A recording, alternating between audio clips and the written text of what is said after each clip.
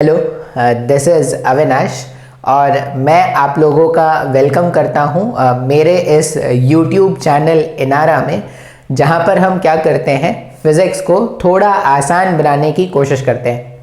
अब फ़िज़िक्स को आसान बनाने की कोशिश में हमने क्या किया है, ग्रेविटेशन स्टार्ट किया है। ग्रेविटेशन के मैंने इससे पहले भी 2 लेक्चर्स अपलोड कर दिए हैं जो आप मेरे चैनल पे जाके देख सकते हो। आज हम क्या करने वाले हैं, आज हम बात करने वाले हैं एक्सेलरेशन ड्यू टू ग्रेविटी के बारे में। अब एक्सेलरेशन ड्यू टू ग्रेविटी आपने पहले भी सुना होगा कि this acceleration due to gravity या स्मॉल जी जिसको आप प्यार से बोलते हो, उसका वैल्यू हम क्या करते थे, 9.8 मीटर पर सेकेंड स्क्वायर यूज करते थे। और अगर मैं आपको बेसिक काइनेमेटिक्स याद दिलाऊं तो बेसिक काइनेमेटिक्स में क्या होता था, हम ऐसा बोलते थे कि कोई भी ऑब्जेक्ट अगर फ्री फॉल में है तो अर्थ उसको अपनी तरफ अट्रैक्ट कर रहा है, जिसके कारण से क्या होता है, उस ऑब्जेक्ट के पास एक एक्सेलरेशन होता है जिसको हम स्मॉल जी बोलते थे। और उस स्मॉल जी का वैल्यू हम क्या करते थे, 9.8 मीटर पर सेकेंड स्क्वायर यूज करते थे। अब मन में डाउट होता होगा ना कि सर ये 9.8 मीटर पर सेकेंड स्क्वायर आया कहां से। तो बेसिकली हम क्या करेंगे, आज के लेक्चर में स्मॉल जी का वैल्यू फाइंड आउट करेंगे और ये चेक करेंगे कि स्मॉल जी का जो वैल्यू है वो कैसे चेंज होता है। आप हाइट के साथ कैसे चेंज करोगे, डेप्थ के साथ कैसे चेंज करोगे, लैटिट्यूड के साथ कैसे चेंज करोगे, तो ये सब पे हम क्या करने वाले हैं, बात करने वाले हैं। मतलब आपको एक कंप्लीट इंफॉर्मेशन मिलने वाला है एक्सेलरेशन ड्यू टू ग्रेविटी का। ठीक है, चलो तो स्टार्ट करते हैं। एक्सेलरेशन ड्यू टू ग्रेविटी या small g, acceleration due to gravity. अच्छा, अब एक्सेलरेशन ड्यू टू ग्रेविटी का अपन क्या करेंगे, वैल्यू फाइंड आउट करेंगे। कहां पे वैल्यू फाइंड आउट करना है, अर्थ के सरफेस पे। ठीक है, तो ये मान लो ये हमारी धरती है।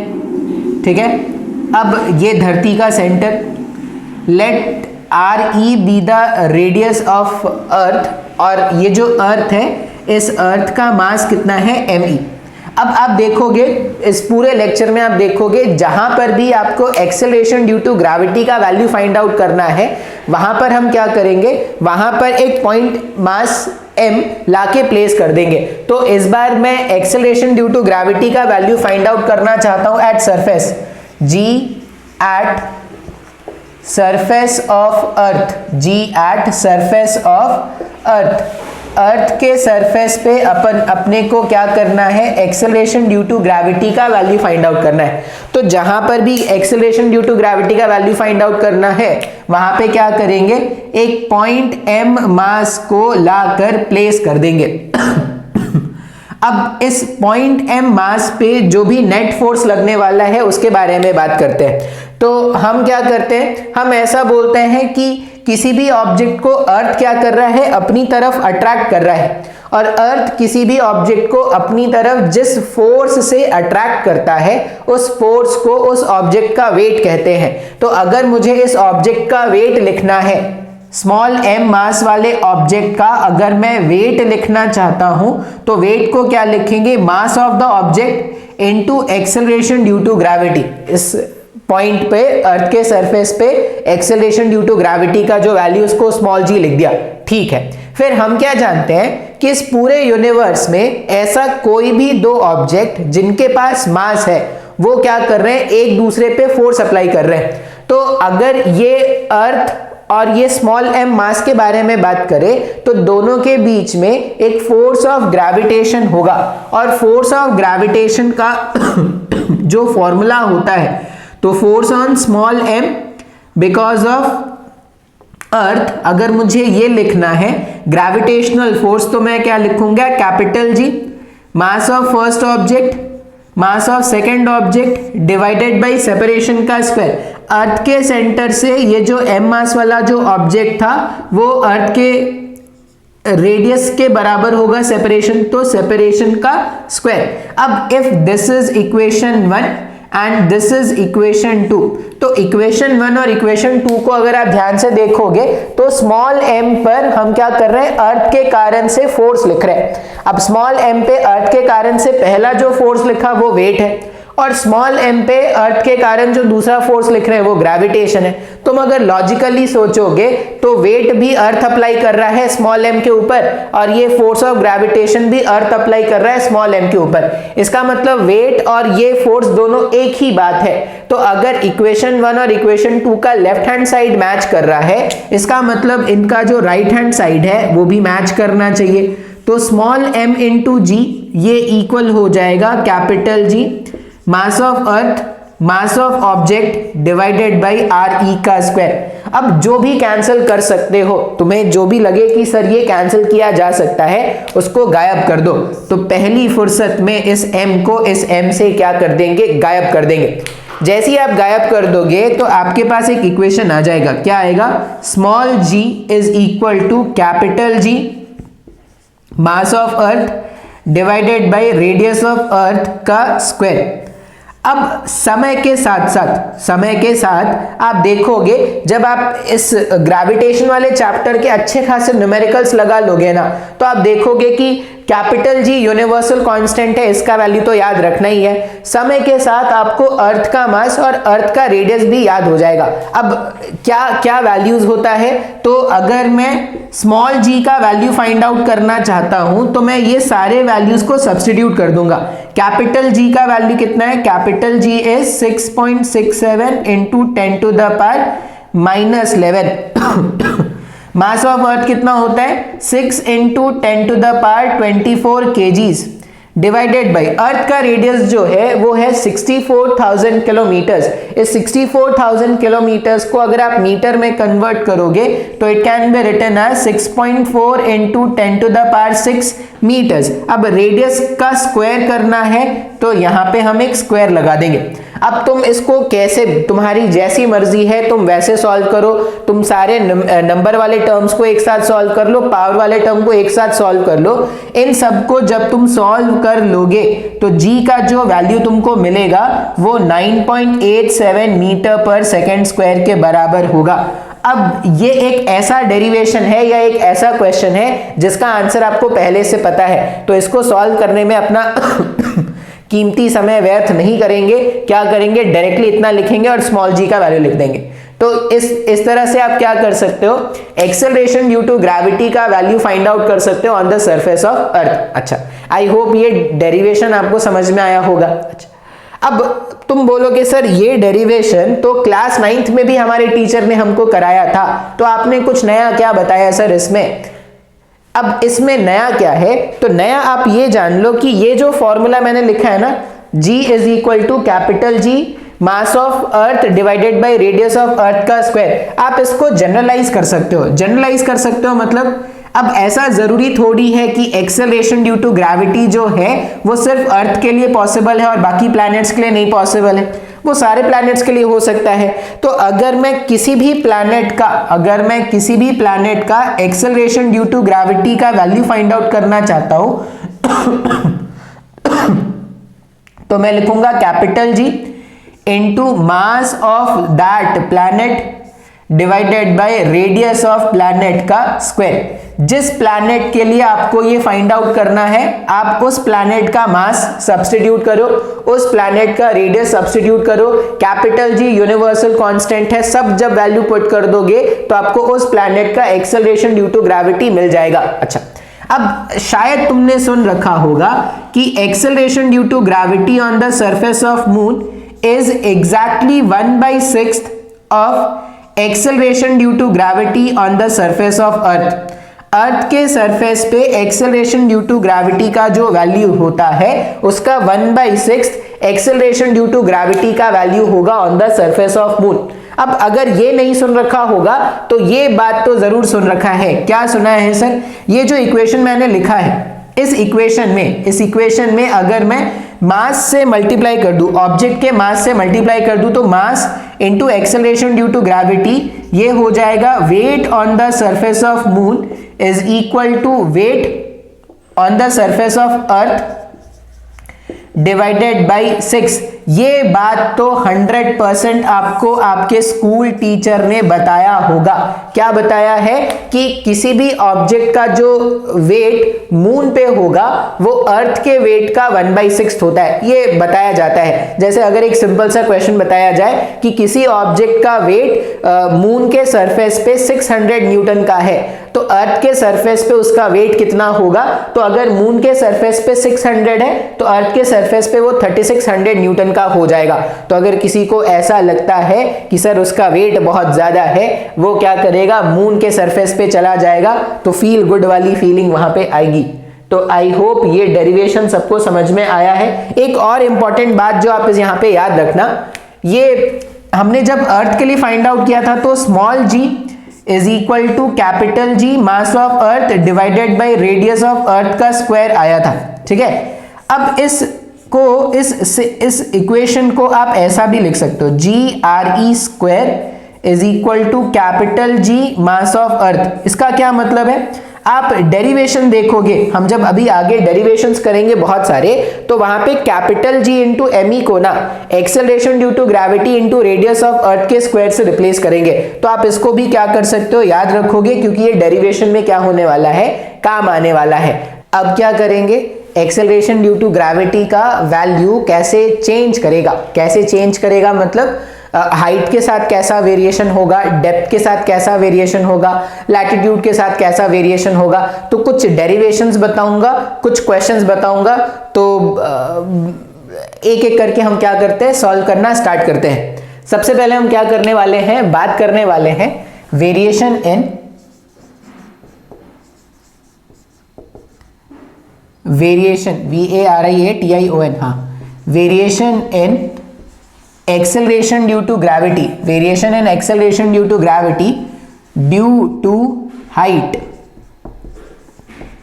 हाइट के कारण एक्सेलरेशन ड्यू टू ग्रेविटी कैसे चेंज करेगा, इसके बारे में अपने को क्या करना है, बात करना है, ठीक है। एक छोटा सा डेरिवेशन है, पहले डेरिवेशन समझा देता हूं, फिर आगे की कहानी के ऊपर बात करेंगे। तो ये हम बना देते हैं, ये हमारी धरती, प्यारी सी धरती, ये धरती का सेंटर, ये रेडियस है, अर्थ का रेडियस, और इसका मास कितना है, me, मैंने इसका मास रखी है।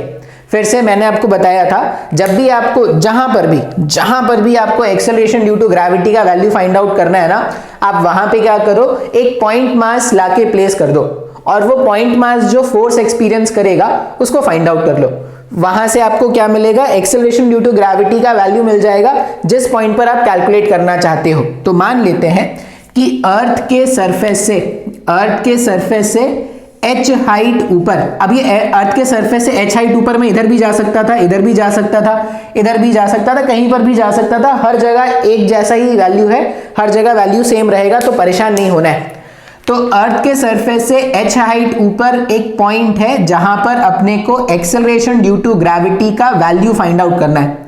अब मैंने आपको क्या बताया था, जहां पर भी एक्सेलरेशन ड्यू टू ग्रेविटी का वैल्यू फाइंड आउट करना है, वहां पर क्या करो, एक पॉइंट मास m लाकर प्लेस कर दो। और मैं ऐसा मान लेता हूं कि इस पॉइंट पर जो एक्सेलरेशन ड्यू टू ग्रेविटी है उसका वैल्यू कितना है, g सबस्क्रिप्ट h, जिसको हम क्या करने वाले हैं, फाइंड आउट करने वाले हैं, ठीक है सर। अच्छा, अब मैं क्या करूंगा, मैं उस स्मॉल पॉइंट मास m पर क्या क्या फोर्सेस लगने वाले हैं उस पे बारे में मैं बात करता हूं।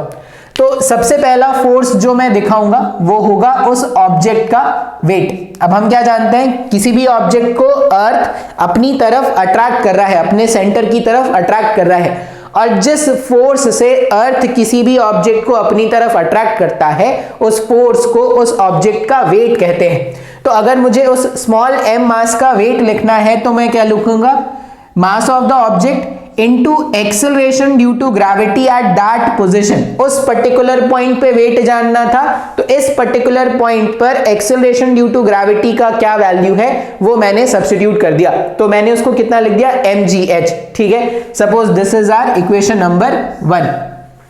और क्या है, हम क्या जानते हैं कि दो मासेस के बीच में फोर्स ऑफ अट्रैक्शन भी होता है ग्रेविटेशन के कारण। तो ग्रेविटेशन के कारण अगर मैं फोर्स ऑफ अट्रैक्शन लिखूंगा तो मैं क्या लिखूंगा, force on small m because of earth. Force of gravitation अगर मुझे लिखना है तो capital G mass of first object mass of second object divided by separation का स्क्वायर, तो RE प्लस H का whole square. Let us make this equation as equation number 2। अब ये वेट और ये force on small m because of capital ME। तुम अगर ध्यान से सोचोगे तो सर एक ही बात तो है, अर्थ इस पे जो फोर्स अप्लाई कर रहा है स्मॉल m वाले मास पे, उसको दो तरीके से लिख रहे हो, एक आप वेट के नाम से लिख रहे हो और एक फोर्स ऑफ ग्रेविटेशन के नाम से लिख रहे हो। तो अगर दोनों का LHS इक्वल है मतलब दोनों का RHS भी इक्वल होना चाहिए। तो हम क्या करते हैं, फ्रॉम इक्वेशन 1 एंड 2, 1 एंड 2 का लेफ्ट हैंड साइड अगर इक्वल है तो राइट हैंड साइड भी इक्वल होगा। तो that implies mass of object into acceleration due to gravity at that height, this must be equal to capital G mass of earth, mass of object divided by radius of earth plus h whole square। अच्छा, फिर से जो cancel हो सके ना cancel करो पहली फुर्सत में। क्यों सर? कैंसिल करने से इक्वेशन जो होता है वो थोड़ा आसान दिखना स्टार्ट हो जाता है, और जब इक्वेशन आसान दिखना स्टार्ट होता है तो लगता है कि हाँ इस तरह के इक्वेशन को हैंडल किया जा सकता है, तो जो भी कैंसिल होता है ना कैंसिल कर दिया जाता है। That implies acceleration due to gravity at any height h का जो वैल्यू आ रहा है ये हमारे पास आ रहा है capital G mass of earth divided by RE plus H का होल स्क्वायर, ये वैल्यू हमारे पास आया है। तो एक्सेलरेशन ड्यू टू ग्रेविटी अगर किसी भी रैंडम हाइट पर, अर्थ के सरफेस से किसी भी रैंडम हाइट पर अगर एक्सेलरेशन ड्यू टू ग्रेविटी का वैल्यू फाइंड आउट करना है तो आप इस फॉर्मूले को यूज कर लेना। इस फॉर्मूले को यूज करने के लिए आपके पास अर्थ का मास होना चाहिए, रेडियस ऑफ अर्थ पता होना चाहिए और h का वैल्यू पता होना चाहिए। अगर ये तीनों वैल्यू पता है तो आप एक्सेलरेशन ड्यू टू ग्रेविटी का value at certain height h calculate कर सकते हो। अच्छा, अब इस वाले फॉर्मूले का ना एक और फॉर्म होता है जो बहुत एक्सटेंसिवली यूज होता है, तो एक और फॉर्म को भी मैं आपको बता देता हूं। क्या होता है?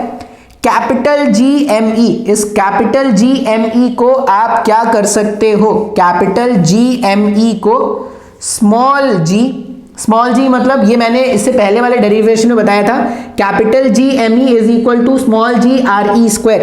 तो g RE square divided by RE plus H whole square. तो ये हमारे पास एक और फॉर्मूला है। अब depending on the type of question and depending on the type of variable that is given to you, जो भी क्वेश्चन में आपको वैल्यू गिवन है, जो भी क्वेश्चन में आपको वेरिएबल्स प्रोवाइडेड है, उसके हिसाब से आप फॉर्मूला यूज करना और आंसर फाइंड आउट कर लेना। अब कुछ लोलू पोलू क्वेश्चन, एकदम आराम से सॉल्व करने वाले क्वेश्चन जो मैं नहीं कराने वाला, मतलब मैं खुद नहीं सॉल्व करने वाला, मैं बस बता दूंगा कि कैसे सॉल्व करना है। तो कैसे सॉल्व करना है, तो मान लो क्वेश्चन ये आएगा कि what will be the value of acceleration due to gravity at a height above the earth surface, at a height RE/4 above the earth surface। तो यहां पे क्या करना है, ये फॉर्मूला यूज करना है। h के प्लेस में बस क्या यूज करना है, RE/4। तो यहां पे RE/4 सब्स्टिट्यूट करना, सिंप्लीफाई करना, जो भी होगा वो तुम्हारा वैल्यू हो जाएगा। तो यहां पे लिख दोगे g RE square RE plus RE/4 का होल स्क्वायर। इन सबको सॉल्व कर लेना, सिंप्लीफाई कर लेंगे, जो भी होगा वो अपना आंसर होगा। अब इस तरह के क्वेश्चन मैं नहीं सॉल्व कराने वाला, ये आने भी नहीं चाहिए इस तरह के क्वेश्चन एग्जाम में, क्योंकि ये तो वैसी बात हो गई ना, मैंने एक फॉर्मूला लिख के दे दिया है ax plus by is equal to something, और मैंने x और y का वैल्यू बता दिया और मैंने पूछा कि भाई सॉल्व करके बता दो। तो ये ऐसा ही कुछ क्वेश्चन है, तो इस तरह के क्वेश्चन तो हम नहीं सॉल्व करने वाले। ठीक है सर, आगे अगर आप देखोगे तो और क्या इसमें हो सकता है, इस वाले फॉर्मूले में एक अप्रोक्सीमेशन चलता है। ये जो फॉर्मूला है हाइट का वेरिएशन के साथ, उसमें एक अप्रोक्सीमेशन चलता है। अब अप्रोक्सीमेशन क्यों चलता है, कभी कभी क्या होता है ना, क्वेश्चन में ऐसा बता देते हैं कि the value of small h का जो वैल्यू है वो रेडियस ऑफ अर्थ के सामने बहुत छोटा है, कभी कभी ऐसा बताते हैं।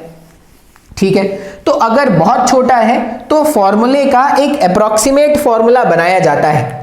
क्या होता है, कभी कभी क्वेश्चन में आपको गिवन रहेगा कि the value of small h is very small compare to radius of earth. ये कंडीशन जब गिवन होगा तभी आप इससे डिविएट करना, अगर ऐसा कुछ नहीं गिवन होगा तो यही फॉर्मूला यूज करना है। अच्छा, तो हम क्या जानते हैं सर कि g eight any height h का formula is g radius of earth का स्क्वायर डिवाइडेड बाई, मैं इसको ना थोड़ा और अलग तरीके से लिखने की कोशिश करूं। कैसे लिख रहा हूं देखो, re का टर्म इधर भी है, मान लो मेरे को डिनोमिनेटर में से re बाहर निकालना है, ठीक है सर। तो re इधर तो दिख रहा है सर, इधर तो कोई re नहीं है, re से मल्टीप्लाई कर लो, re से डिवाइड कर लो, अलाउड है ना मैथमेटिक्स में। सेम नंबर से मल्टीप्लीकेशन कर दिया, सेम नंबर से डिवाइड कर दिया, कोई फर्क नहीं पड़ा। तो अगर re से मल्टीप्लाई और re से डिवाइड करोगे तो अब आप re यहां से कॉमन बाहर निकाल सकते हो, लेकिन जैसी re आप बाहर निकालोगे ये स्क्वायर इसको re स्क्वायर बना देगा। तो यहां पे क्या हो जाएगा, re स्क्वायर, यहां से re चला गया मतलब 1 आएगा, प्लस h के साथ में जो re था वो तो बाहर चला गया, लेकिन denominator h divided by re तो बचेगा ना। तो इस वाले इक्वेशन को थोड़ा बहुत कलाकारी करके क्या लिखा जा सकता है, ऐसा लिखा जा सकता है re square 1 plus h upon re का होल स्क्वायर। अब तुम्हें लग रहा होगा सर इतना बेकार डेरिवेशन है, ये तो मेरे को नहीं समझ में आएगा सर, तुम स्किप कर लो, तुम बस एंड रिजल्ट याद रख लो, तुम्हारी मर्जी है। re स्क्वायर से re स्क्वायर गायब कर दो, तो हमारे पास एक्सेलरेशन ड्यू टू ग्रेविटी का जो वैल्यू आएगा वो आ जाएगा g 1 plus h upon re और इसका पावर -2। जी एच का वैल्यू हमारे पास आएगा g 1 plus H upon re और उसका पावर -2, ठीक है सर। अच्छा, अब इसके बाद ना मैं थोड़ा कुछ कैलकुलेशन सिखाना चाहता हूं, थोड़े अलग लेवल का कैलकुलेशन जो यहाँ के डेरिवेशन के लिए जरूरी है। थोड़ा मैथमेटिक्स में बात करूंगा, फिर से मैं एक बार याद दिला दूं वापस से, डेरिवेशन जो है अगर आप क्लास 11th के स्टूडेंट हो तो डेरिवेशन आपको जरूरत पड़ सकता है, स्कूल में पूछ सकते हैं, ठीक है। अगर आप कॉम्पिटिटिव बैच के स्टूडेंट हो तो डेरिवेशन याद करके क्या कर लोगे आप, ये एंड रिजल्ट याद रखना, लेकिन फिर भी एक आइडिया जरूर रखना। अगर आप मेडिकल के स्टूडेंट हो तो डायरेक्टली फॉर्मूला याद रखेंगे, क्वेश्चन सॉल्व करेंगे, काम बन जाएगा। लेकिन अगर आप मेंस के स्टूडेंट हो, जेई के स्टूडेंट हो, तो ये याद रखना कि किस तरह से डेरिवेशन किया जा रहा है, थोड़ा काम आता है, न्यूमेरिकल्स में आपको हेल्प मिलेगा। आगे देखते हैं, तो अब क्या कैलकुलेशन सिखाने वाले हैं। मैथ्स वाले जो स्टूडेंट होंगे वो जानते भी होंगे शायद, 1 प्लस 0.01 स्क्वायर, 1 प्लस 0.01 स्क्वायर, अगर मुझे ये सॉल्व करना है तो बोलोगे सर बहुत ही आसान है, बचपन से ये फॉर्मूला देखा है sir, a plus B whole square, Modi ji को भी ये फॉर्मूला आता है sir, a plus B whole square. क्या लिखेंगे इसको, इसको लिखेंगे a का स्क्वायर प्लस b का square plus 2 times of a into B, इस तरह से लिखेंगे, बिल्कुल सही है।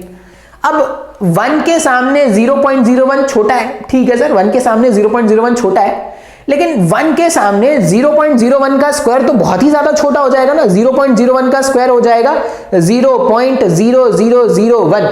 अब अगर 1 के सामने इतने छोटे, 1 को इतने छोटे नंबर से ऐड करोगे तो 1 को क्या फर्क पड़ेगा, मतलब 1 के सामने इसकी कोई औकात नहीं है। तो अगर इसकी कोई औकात नहीं है मतलब हम उसको क्या कर सकते हैं, गायब कर सकते हैं।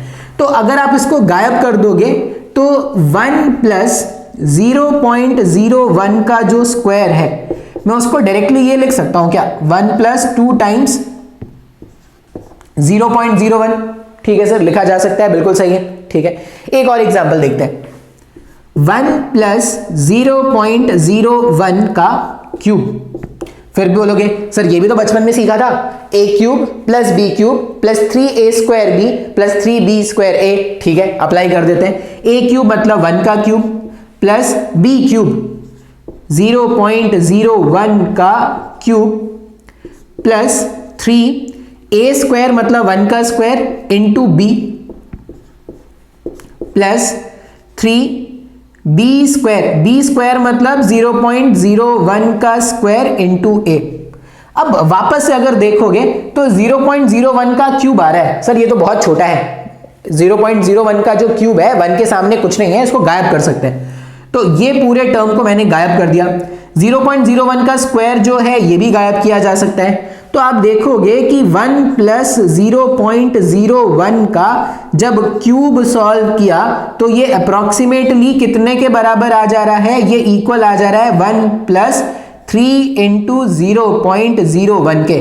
ठीक है सर, इससे एक पैटर्न समझ में आ रहा है सर। क्या समझ में आ रहा है कि अगर ऐसा कुछ लिखा रहे 1 plus x to the power n, तो इसको मैं 1 प्लस n इंटू एक्स लिख सकता हूं। कब? जब the value of x is very much small compare to 1।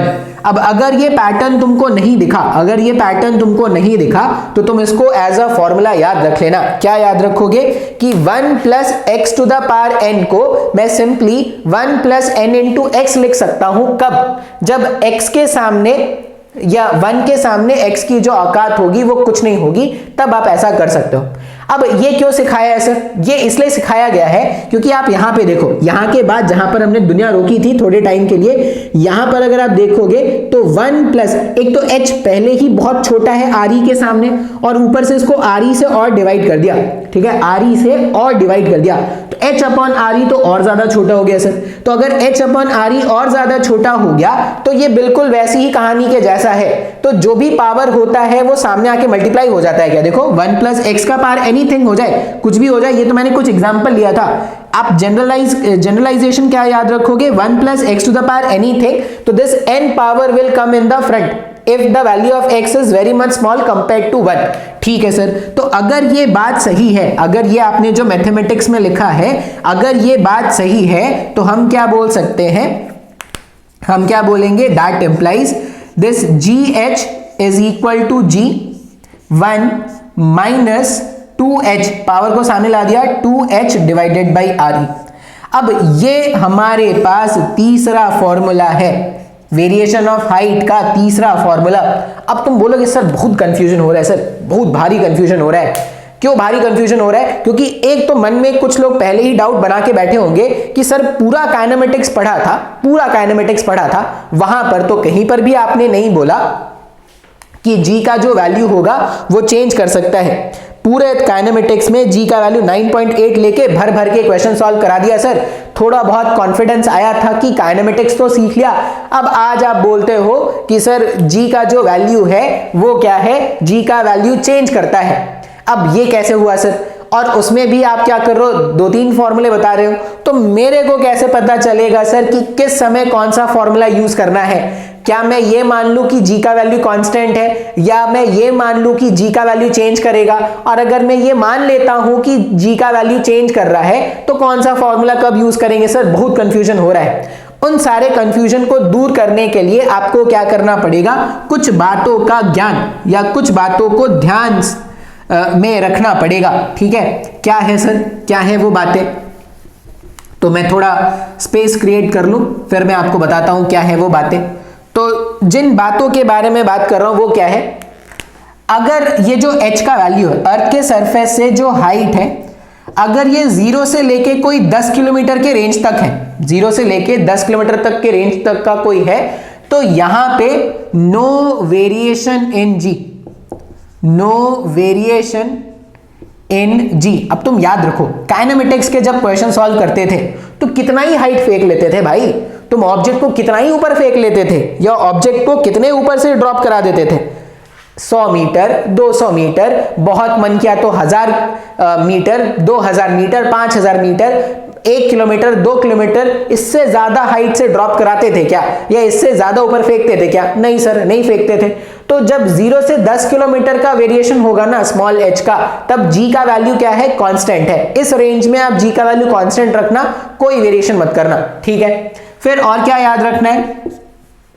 अगर h का वेरिएशन, अगर h का वेरिएशन 10 से लेके कुछ 500 या 600 किलोमीटर का है, ठीक है, अगर h का वेरिएशन कुछ 10 से लेके 500 या 600 किलोमीटर तक का है, 500-600 आप रेंज ले सकते हो, 500-600 किलोमीटर तक का है, तब क्या होता है? अब देखो h का वेरिएशन रेडियस ऑफ अर्थ के सामने बहुत छोटा है। कैसे?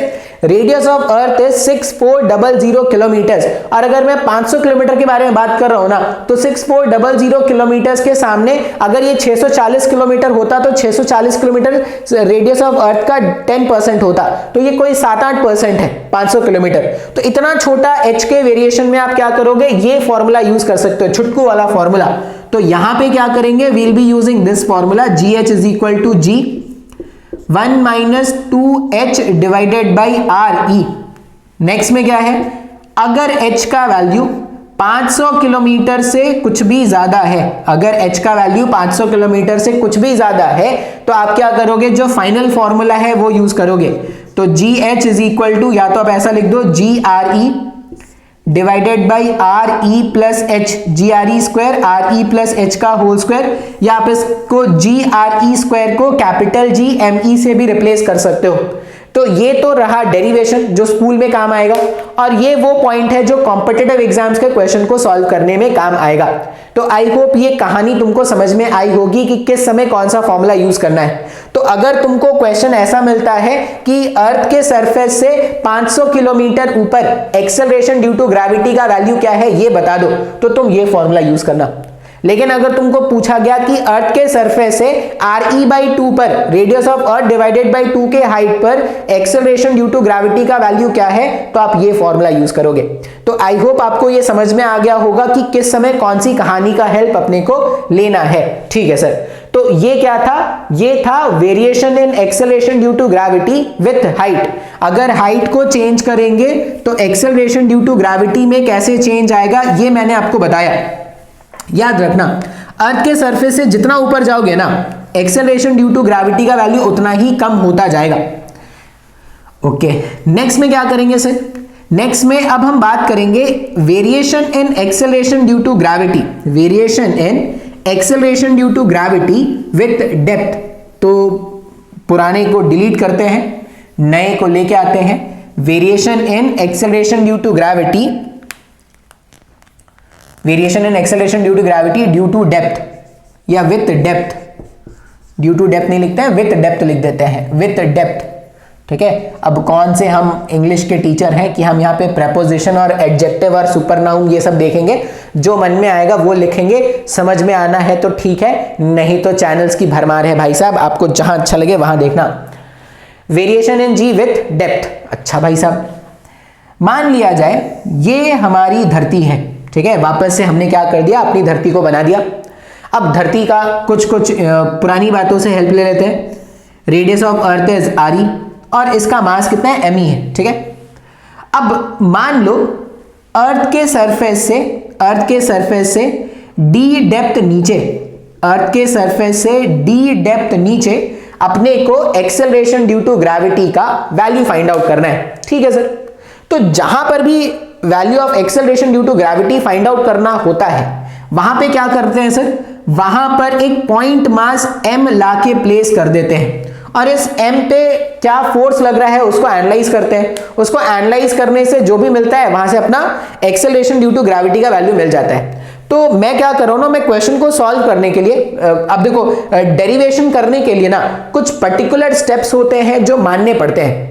तुम इसके अलग से, अगर तुम इसके अलावा कुछ डेरिवेशन करने का सोचोगे, हो सकता है तुम एंड रिजल्ट पे आ जाओ, हो सकता है कि तुम फाइंड अपने को राम करना हो, तुम रावण फाइंड आउट कर लो, ऐसा भी हो सकता है। तो मैं आपको पर्सनली एडवाइस करूंगा कि न्यूमेरिकल्स में आप कलाकारी करो, जितना कलाकारी करना है आपको, जो मेथड अच्छा लगे वो मेथड यूज करो। लेकिन डेरिवेशंस के लिए ना जो तरीका किसी ने बता दिया है वैसा ही करते हैं। अब अपने को कोई रिसर्च वाला इंसान तो बनना नहीं है, अपन को तो क्वेश्चन सॉल्व करना सीखना है। तो डेरिवेशन में ज्यादा टाइम खराब मत करना, ठीक है। जो कंसेप्ट है, जो कहानी कोई सुनाता है सुन लो, अच्छा लग रहा है तो, नहीं तो कहीं और सुनेंगे। अब जहां पर भी एक्सेलरेशन ड्यू टू ग्रेविटी का वैल्यू फाइंड आउट करना है, वहां पर क्या करना है, पॉइंट मास m को लाके प्लेस कर दो। ठीक है सर, किया, पॉइंट मास m को लाके प्लेस किया। अब डेरिवेशन करने के लिए मैं क्या कर रहा हूं ना, इस पॉइंट मास को रेफरेंस लेके मैं एक स्फीयर कंप्लीट कर दे रहा हूं। अच्छा, और ये जो स्फीयर है, इस स्फीयर का रेडियस कितना होगा, RE माइनस D। यहां से D, यहां से D, यहां से, मतलब अर्थ के सरफेस से D डेप्थ नीचे मैंने एक स्फीयर क्रिएट कर दिया। ओके, अब मुझे इस स्मॉल m पॉइंट मास जो है इस पे लगने वाला नेट फोर्स के बारे में क्या करना है, बात करना है। तो एक तो मैं लिखूंगा ऑब्जेक्ट का वेट, पहले मैं क्या लिखूंगा, ऑब्जेक्ट का वेट। अब किसी भी ऑब्जेक्ट का वेट क्या होता है, तो mass of that object into acceleration due to gravity. अब एक्सेलरेशन ड्यू टू ग्रेविटी अपन d डेप्थ पे और मैंने क्या लिखा, g at certain depth d। ठीक है सर, ये लिख दिया मैंने, बिल्कुल सही है। अच्छा, फिर फोर्स ऑफ ग्रेविटेशन भी तो लिख सकते हैं।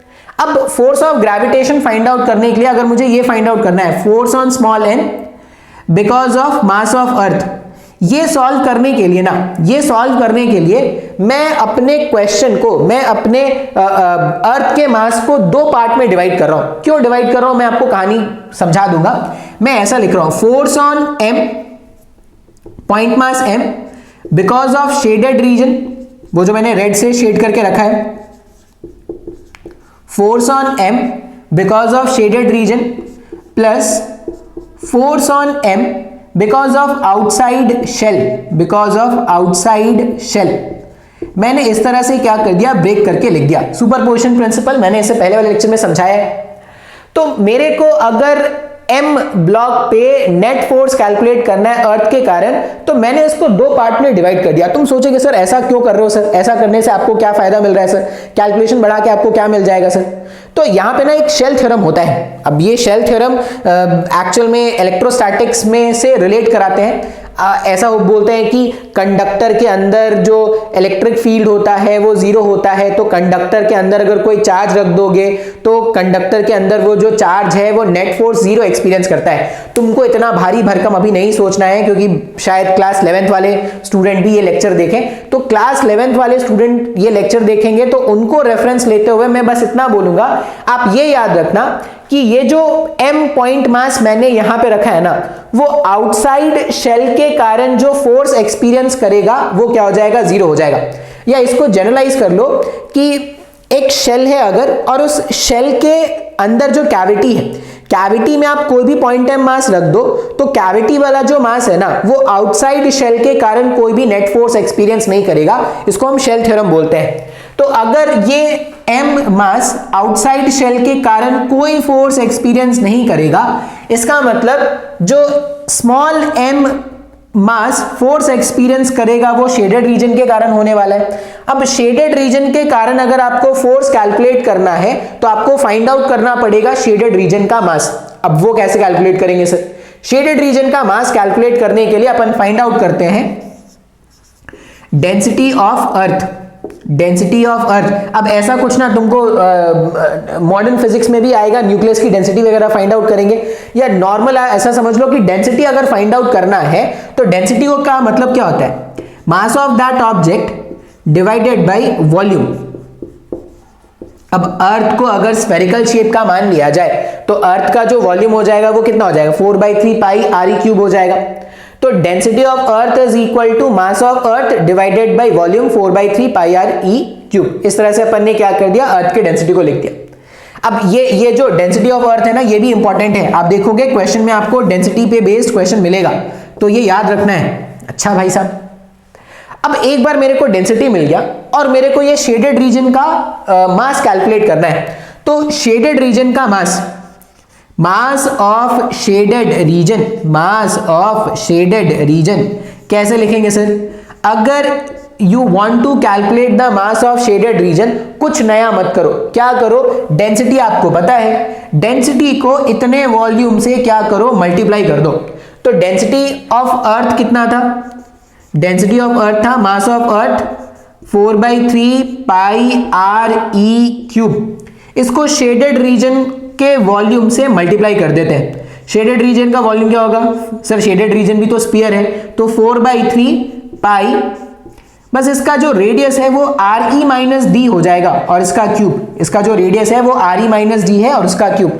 फिर से जो दिखे ना, जिसको कैंसिल किया जा सकता है कैंसिल करो भाई साहब। एक तो कैंसिल करने में मजा बहुत आता है, 4/3 पाई, और ये जो मजा आता है वो तुम्हारा आगे का जो स्टेप्स है उसको थोड़ा आसान कर देता है। इतना भारी भरकम इक्वेशन लेके कहां जाओगे, तो इसको थोड़ा आसान कर देते हैं तो आगे लेके जाना थोड़ा इजी हो जाएगा। ठीक है, तो मेरे पास ना शेडेड रीजन का मास आ गया है, मेरे पास मास ऑफ शेडेड रीजन। अब बोलोगे कि सर अगर काटने की ही बात है, अगर काटने की ही बात है तो उसको क्यूब करके और भी तो कैंसिल कर सकते हैं, तो इतना करोगे तो टाइम खराब हो जाएगा। वो उसी को कैंसिल करना है जो आराम से कैंसिल हो जाए। फालतू का कैलकुलेशन बढ़ाओगे तो पहुंचना कहीं और है, पहुंच कहीं और जाओगे। ठीक है, जाना था जापान, पहुंच जाओगे चीन। तो मास ऑफ शेडेड रीजन अगर आपको फाइंड आउट करना है तो आप क्या लिखोगे, MERE minus d whole cube divided by RE cube. ये शेडेड रीजन के मास का फॉर्मूला है। मास ऑफ शेडेड रीजन का वैल्यू हमने क्या किया, फाइंड आउट कर लिया। ठीक है, अब अगर शेडेड रीजन का मास अपने को मिल गया है तो मैं यहां से ना थोड़ा डिलीट करूंगा क्योंकि मेरे को स्पेस चाहिए। आई होप ये डेंसिटी वाला पार्ट आप लोगों ने लिख लिया होगा। डेंसिटी थोड़ा जरूरी होता है, बहुत बार डेंसिटी बेस्ड क्वेश्चंस भी एग्जाम में आपको मिलेंगे, या आप जब अपने क्वेश्चंस कहीं से भी आप क्वेश्चन प्रैक्टिस करो, आप किसी भी XYZ कोचिंग में होगे, आपको जिस भी कोचिंग का मटेरियल मिलता है, जिस भी कोचिंग का DPP मिलता है, जहां से मिलता है सॉल्व करो भाई साहब। ठीक है, ओके। ये वैल्यू मेरे को कैलकुलेट करना है, force on M because of, अब शेडेड रीजन, ये ME का जो वैल्यू है वो सिर्फ शेडेड रीजन के कारण है, तो मैं लिख रहा हूं शेडेड रीजन। इसका वैल्यू कैसे लिखेंगे, capital G mass of first object का मास है ME, RE minus D cube divided by RE cube. Capital G mass of first object into mass of second object कौन सा था, स्मॉल m जो मास है, इसी पे तो नेट फोर्स कैलकुलेट कर रहे हैं, डिवाइडेड बाई सेपरेशन का स्क्वायर, तो RE माइनस D का होल स्क्वायर। फिर से जो कैंसिल होने लायक है कैंसिल कर दो। ये RE माइनस D का स्क्वायर इस क्यूब के साथ गायब हो जाएगा। ठीक है, और देखो, if this is your equation number 1 and this is your equation number 2, तो वेट जो है वो भी स्मॉल m पे लगने वाला फोर्स है और ये जो है वो भी स्मॉल m पे लगने वाला फोर्स है, और दोनों फोर्स अर्थ ही अप्लाई कर रहा है। तो अगर दोनों फोर्स अर्थ ही अप्लाई कर रहा है तो इक्वेशन 1 और इक्वेशन 2 का अगर लेफ्ट हैंड साइड मैच कर रहा है, इसका मतलब क्या होना चाहिए, उसका राइट हैंड साइड भी मैच करना चाहिए। तो हम क्या करते हैं, इक्वेशन 1 और इक्वेशन 2 के राइट हैंड साइड को इक्वेट कर देते हैं। ठीक है, इक्वेट करने से क्या होगा, that implies m times of acceleration due to gravity at depth d is equal to capital G mass of earth radius of earth minus d mass of earth radius of earth minus d into m divided by RE cube। फिर से cancel क्या हो सकता है, ये m से ये m गायब कर सकते हैं, तो हमारे पास GD का जो वैल्यू है, ठीक है, आप चाहो तो ऐसे भी याद कर लो, या इसका एक और बेहतरीन फॉर्म कैसे होगा, फिर से कैपिटल GME। सर ये कैपिटल GME को हम वापस से रिप्लेस कर सकते हैं, कैसे रिप्लेस कर सकते हैं, तो this capital GME is GRE square RE minus D bracket में divided by RE cube. RE square इस क्यूब से गायब किया जा सकता है, तो that implies GD is equal to G। देखो RE माइनस D को जब आप RE से डिवाइड करोगे तो आप ऐसा लिख सकते हो क्या, 1 माइनस D अपॉन RE। तो ये हमारे पास acceleration due to gravity at depth of earth surface, अर्थ के सरफेस पे d डेप्थ नीचे जाने पर एक्सेलरेशन ड्यू टू ग्रेविटी का जो वैल्यू है वो ये है G1 minus D upon RE। अब तुम अपने हिसाब से, अगर तुमको लगता है कि डेरिवेशन काम का है तो डेरिवेशन याद रखो। मैंने आपको बता दिया डेरिवेशन कहाँ पूछा जाएगा, डेरिवेशन स्कूल के एग्जाम में डायरेक्टली पूछ सकते हैं, कॉम्पिटिटिव में अगर आप नीट के हैं तो कोई मतलब नहीं बनता, जेई के हैं तो आप क्या करोगे, डेरिवेशन किस तरह से कर रहे हैं ये थोड़ा ध्यान में रखोगे तो अच्छा रहेगा। ठीक है, ओके। अब इसमें क्वेश्चन कैसे आएंगे सर, तो पहले तो वो आसान वाले क्वेश्चन, लोलू पोलू क्वेश्चन। अब इसमें भी मल्टीपल फॉर्म कराओगे क्या सर फॉर्मूला के, नहीं, इसमें कोई मल्टीपल फॉर्म नहीं कराने वाले, यही एक फॉर्मूला है, हाइट के जैसे यहाँ पे 3-4 फॉर्मूलाज नहीं होते।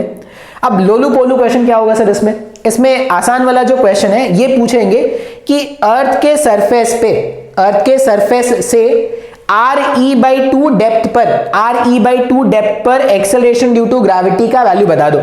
तो यहां पर RE/2 पुट कर दो, तो 1 minus RE divided by RE/2, तो ये 1/2 हो गया, तो 1 माइनस 1/2 ये पूरा हाफ हो गया, तो G/2 हो जाएगा क्या। अच्छा, फिर वो आपको बोलेंगे कि एग्जैक्टली सेंटर ऑफ अर्थ पर एक्सेलरेशन ड्यू टू ग्रेविटी का वैल्यू बता दो। तो एग्जैक्टली सेंटर ऑफ अर्थ पे D का वैल्यू कितना हो जाएगा, RE के बराबर हो गया, RE डिवाइडेड बाई RE 1 हो गया, 1 माइनस 1 0 हो गया, तो G इंटू 0 0 हो गया। तो एक्सेलरेशन ड्यू टू ग्रेविटी का value at the centre of earth कितना आ रहा है, 0 आ रहा है। अब ये ना एक क्वेश्चन होता है सिंपल हार्मोनिक क्वेश्चन में, एक कंसेप्ट सिखाएंगे आपको, उसमें क्या बोलते हैं, उसमें क्वेश्चन में ऐसा बोलते हैं, ये एनटीएससी वगैरह में भी पूछ चुके हैं कि अर्थ के बीचों बीच अगर एक टनल बना दिया जाए, हाइपोथेटिकल क्वेश्चन है, ऐसा रियलिटी में पॉसिबल नहीं है कि अर्थ के बीचों बीच गड्ढा खोद दिया, कौन खोदेगा भाई, किसके पास इतना टाइम है। अगर अर्थ के बीचों बीच एक टनल बना दिया जाए, ऐसे बना दो, ऐसे बना दो, कैसे भी टनल बना दो, और अगर एक ऑब्जेक्ट को यहां से रिलीज कर दो, एक ऑब्जेक्ट को यहां से रिलीज कर दो, तो आप देखोगे जैसे जैसे ये नीचे आ रहा है ना, इसका जो एक्सेलरेशन का वैल्यू है वो कम होता जा रहा है, जी डी का वैल्यू क्या होता जा रहा है, कम होता जा रहा है। एग्जैक्टली इस पॉइंट पे एक्सेलरेशन क्या हो गया, 0 हो गया। फिर जैसे जैसे वो नीचे जाएगा एक्सेलरेशन ड्यू टू ग्रेविटी का वैल्यू बढ़ता जाएगा, यहाँ पे मैक्सिमम, फिर वापस से ये जब नीचे आएगा तो एक्सेलरेशन का वैल्यू क्या होता जा रहा है, कम होता जा रहा है, 0 हुआ, फिर ऐसा।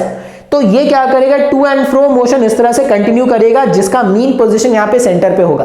तो ऐसा क्वेश्चन अगर मिले कि अर्थ के सरफेस के बीचों बीच अगर एक टनल बना दिया गया है, तो उस टनल पर अगर किसी इंसान को ड्रॉप कर दिया जाए तो वो इंसान क्या करेगा, तो वो इंसान पागल हो जाएगा। क्यों? क्योंकि एक बार तुमने अगर उसको ड्रॉप करा दिया तो वो ऑसिलेट करता रहेगा, ऊपर नीचे ऊपर नीचे ऊपर नीचे, तब वो गाना गाएगा, आज मैं ऊपर आज मैं नीचे। ठीक है, ओके। तो ये था मेरे पास variation in acceleration due to gravity with depth. अच्छा भाई साहब, अब आसान आसान वाले जो क्वेश्चन थे ना वो मैंने आपको बता दिए, इसमें थोड़े अच्छे लेवल के क्वेश्चन बनते हैं। अब थोड़े अच्छे लेवल के क्वेश्चन जो बनेंगे वो दो कंसेप्ट को मिला के बनता है। कौन कौन से कंसेप्ट को? वेरिएशन इन डेप्थ और वेरिएशन इन हाइट के कंसेप्ट को मिला के कुछ क्वेश्चंस हम क्या करते हैं, सॉल्व करना सीखते हैं। तो मैं कुछ क्वेश्चंस बताऊंगा और फिर मैं बताऊंगा कि किस तरह के क्वेश्चंस को कैसे हैंडल करना है। तो तुम अगर अभी जो मैं अगले 10 मिनट बताऊंगा उसको अगर तुमने ध्यान से सुन लिया ना, तो ग्रेविटेशन के इस तरह के टॉपिक के जो क्वेश्चंस होंगे वो आराम से आप सॉल्व कर सकते हो। तो मैं एक क्वेश्चन लिख रहा हूं। क्वेश्चन क्या है? क्वेश्चन है find the height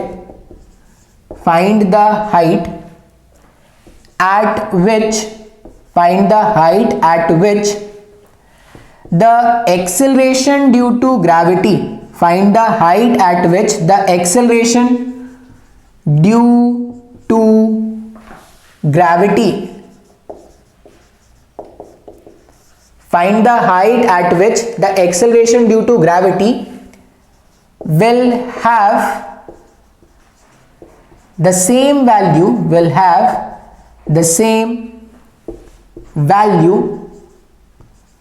as it had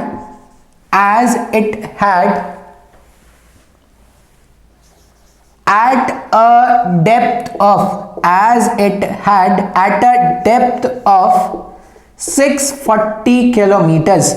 ठीक है, अब पता नहीं मैंने इंग्लिश में क्या लिख दिया है। Find the height at which the acceleration due to gravity will have the same value as it had at a depth of 640 kilometres. मैं आपको ये जो मैंने लिखने की कोशिश की थी, क्वेश्चन जो मैंने बनाने की कोशिश की थी, ये मैं आपको समझा देता हूं। क्वेश्चन में क्या बोला गया है कि अगर मैं अर्थ के सरफेस से 640 किलोमीटर्स नीचे चले जाऊं डेप्थ में, अगर मैं अर्थ के सरफेस से 640 किलोमीटर्स नीचे चले जाऊं डेप्थ पे, तो जो एक्सेलरेशन ड्यू टू ग्रेविटी का वैल्यू मेरे को मिलेगा, उतना ही एक्सेलरेशन ड्यू टू ग्रेविटी का वैल्यू मेरे को अर्थ के सरफेस से कितना हाइट ऊपर जाने पर मिलेगा, तो उस h हाइट का वैल्यू क्या करना है, फाइंड आउट करना है। मैंने क्या बोला कि अर्थ के सरफेस से d डेप्थ नीचे चले गए, कितना 640 किलोमीटर नीचे चले गए, कुछ तो एक्सेलरेशन ड्यू टू ग्रेविटी का वैल्यू मिला होगा। बिल्कुल सर। अब वही वैल्यू जो d डेप्थ नीचे मुझे मिला है, अर्थ के सरफेस से कितना हाइट ऊपर चढ़े, अर्थ के सरफेस से कितना हाइट ऊपर चढ़े जिससे एक्सेलरेशन ड्यू टू ग्रेविटी का वैल्यू उतना ही मिले जो इस डी डेप्थ में मिला था। ठीक है, आई होप अभी मैं क्वेश्चन समझा पाया हूं। तो अब बोलोगे कि सर एक्चुअल में जितना हमें समझ में आ रहा है आप कुछ ऐसा करना चाहते हो, जी डी का वैल्यू जी एच के बराबर चाहते हो, जितने डेप्थ पे जो वैल्यू मिला है कितने हाइट पर वही वैल्यू मिले, आप ऐसा कुछ चाहते हो। सर ये तो समझ में आ रहा है, जी डी एक ही फॉर्मूला है। क्या फॉर्मूला है जी डी का? जी डी का फॉर्मूला है जी 1 माइनस डी अपॉन आर ई। लेकिन सर GH के तो मल्टीपल फॉर्मूलाज हैं और यहां पे तो H का वैल्यू पता भी नहीं है, H का वैल्यू तो फाइंड आउट करना है सर। अगर H का वैल्यू फाइंड आउट करना है तो कौन सा फॉर्मूला यूज करेंगे सर, कैसे पता चलेगा सर? अब आपने तो जो बताया था उसमें आपने बताया था कि अगर इतने से इतना होगा तो ये यूज कर लेना, इतने से इतना होगा तो ये यूज कर लेना। यहां पे तो उस H को ही फाइंड आउट करना है, तो मैं रैंडमली कौन सा कंसेप्ट यूज कर लूं? तो देखते हैं, सोचते हैं क्या किया जा सकता है, ट्राई करने की कोशिश करते हैं। तो जो पता है ना वहीं से स्टार्ट करते हैं। इसको तो सॉल्व कर सकते हैं ना, इसके बारे में तो सब कुछ पता है। क्या क्या पता है? G1 माइनस डी का वैल्यू कितना है? तो value of D is 640 divided by radius of earth, radius of earth is 6400। ये 1 हो जाएगा, ये 10 हो जाएगा। ये सॉल्व करने पर कितना आ रहा है? 10 minus 1 divided by 10, 9G divided by 10, 9G divided by 10 मतलब 0.9G। तो वेरिएशन कितना आया सर? 0.1 का वेरिएशन आया, 0.1G का वेरिएशन आ रहा है। बहुत ज्यादा वेरिएशन आया क्या? नहीं सर, बहुत ज्यादा तो नहीं आया है। तो अगर बहुत ज्यादा वेरिएशन नहीं आया है तो कौन सा फॉर्मूला यूज करना चाहिए? हमने जब हाइट का फॉर्मूला डिराइव किया था तो हम अर्थ के सरफेस से जितना दूर जा रहे थे उतना ज्यादा वेरिएशन होता। तो अगर ज्यादा वेरिएशन नहीं है, जैसे 0.1 का जो वेरिएशन है, 0.1 का variation is a small variation. इतने कम वेरिएशन का मतलब होता है कि आप सरफेस से ज्यादा हाइट ऊपर नहीं गए होगे। तो अगर आप सरफेस से ज्यादा हाइट ऊपर नहीं गए होगे तो आप यहां पर कौन सा फॉर्मूला यूज करोगे? आप यहां पे फॉर्मूला यूज करोगे G1 minus 2H upon R ई, ये फॉर्मूला यूज करेंगे। आई होप आपको समझ में आया होगा ये फॉर्मूला क्यों यूज कर रहे हैं। क्यों? क्योंकि यहां पे जो वेरिएशन हुआ है वो ज्यादा नहीं हुआ है। 0.1 का वेरिएशन मतलब 10% का वेरिएशन अगर तुम देखोगे तो 10% ही कम हुआ है। तो 10% तक का जो कम है ना, उसमें आप H का कौन सा फॉर्मूला यूज करना? G1 minus 2H upon R ई वाला फॉर्मूला यूज करना। तो अगर आप यहाँ पे इस वाले वैल्यू को इससे इक्वेट करोगे, अब इसको सॉल्व करके तो ये लाया था ना, तो मैं अगर इसको सॉल्व करूं 9G divided by 10 is equal to G1 minus 2H upon R E. फिर से जो कैंसिल होगा कैंसिल कर दो भाई साहब, जी से जी गायब हो गया सर, अच्छा लगा सर कैंसिल हो गया। 10 को उधर भेज देते हैं। ये 9 कैसे गायब हो गया? जी गायब करना था, जी गायब हुआ। तो अगर 10 को उधर भेज दिया जाए, एलसीएम लेके अगर मैं इसको सॉल्व करूं तो यहां पे क्या हो जाएगा? 9 times of R E is equal to 10 times of R E minus 20H। इस तरह से लिख सकते हैं। 20H को भेजा मैंने इधर, तो 20H is equal to R E. इसका मतलब H का वैल्यू कितना आ जाएगा? H का वैल्यू आ जाएगा are E divided by 20। H का वैल्यू आ जाएगा आर ई डिवाइडेड बाई 20। तो this will be the value of small h जो अपने को फाइंड आउट करना था। तो आई होप आपको क्वेश्चन भी समझ में आया है और क्वेश्चन को सॉल्व कैसे किया गया है वो भी समझ में आया है। इसी क्वेश्चन का एक और वैरायटी, तुम जब दुकान में जाते होगे तो कपड़े उपड़े खरीदने के लिए बोलते होगे ना, भैया इसी वैरायटी का एक और दिखा दीजिए, इसी कलर का एक और दिखा दीजिए। तो इसी कलर का एक और क्वेश्चन आपको दिखाते हैं। अब कैसा क्वेश्चन है? तो क्वेश्चन बिल्कुल ऐसी ही कहानी लिखी हुई है, ऐसी कहानी लिखी हुई है। बस ये क्वेश्चन में बोला गया है कि find the height at which the acceleration due to gravity will have the same value as it had at a depth of RE by 4, at a depth of RE by 4 from earth surface, from earth surface। तो I hope कहानी इस बार सबको समझ में आ रहा होगा। कहानी आप सबको समझ में आ रहा है कि अर्थ के सरफेस से RE by 4 डेप्थ पर, RE by 4 डेप्थ पर एक्सेलरेशन ड्यू टू ग्रेविटी का जो वैल्यू है उतना ही एक्सेलरेशन ड्यू टू ग्रेविटी का वैल्यू मुझे अर्थ के सरफेस से कितना हाइट ऊपर चढ़ने पर मिलेगा, ये अपने को क्या करना है, फाइंड आउट करना है। तो फिर से अपन क्या करेंगे, हम इसके बारे में तो श्योर है सर, जीडी का वैल्यू जो है that is g 1 minus d upon R E, इस वाले फॉर्मूले के बारे में तो हम श्योर हैं, ठीक है। और तुम अभी एक दो क्वेश्चन देख लो, तुम जब सॉल्व करोगे ना तो तुमको खुद ब खुद आइडिया लग जाएगा। तुम देखना 10% से ज्यादा का अगर वेरिएशन होगा तो जो बड़ा वाला फॉर्मूला है ना जीएच का, वो यूज करना। 10% से कम का अगर वेरिएशन हो रहा है तो वो जो छोटा वाला फॉर्मूला है जिसमें एच बहुत छोटा होता है आर ई के सामने, वो फॉर्मूला यूज करना, तो आपको ये समझ में आ जाएगा। तो अपन स्टार्ट करते हैं कि अभी मेरे को नहीं पता सर, तो हम स्टार्ट करते हैं इससे। ये इससे क्यों स्टार्ट किया, क्योंकि इसके बारे में अपने को डी पता है, आर ई पता है, ठीक है। तो स्टार्ट करते हैं, सॉल्व करते हैं। जी डी का वैल्यू अगर आप फाइंड आउट करोगे तो जी 1 माइनस डेप्थ कितना है, हम आर ई बाई 4 डेप्थ के बारे में बात कर रहे हैं, डिवाइडेड बाई आर ई। ये आर ई से आर ई गायब करेंगे, 1 minus 1 by 4, 1 minus 1 minus 1 by 4, 4 minus 1 3 by 4, 3 by 4 होने का मतलब है कि ये 0.7 टाइम्स ऑफ जी हो गया है। 0.75 टाइम्स ऑफ जी होने का मतलब है 25% का वेरिएशन हो गया, 25% से कम हो गया है, ये 75% ऑफ जी है। तो 75% ऑफ जी है मतलब क्या हो गया, 25% का रिडक्शन हो गया। अब 25% का reduction is a very big reduction. तो अगर इतना ज्यादा रिडक्शन हुआ है मतलब h का वैल्यू जो होना चाहिए वो भी अच्छा खासा होना चाहिए।